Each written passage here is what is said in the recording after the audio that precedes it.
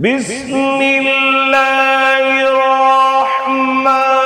الرحيم والعصر إن الإنسان لفي خسر بسم الله الرحمن الرحيم والعصر إن الإنسان لفي خسر إلا الذين آمنوا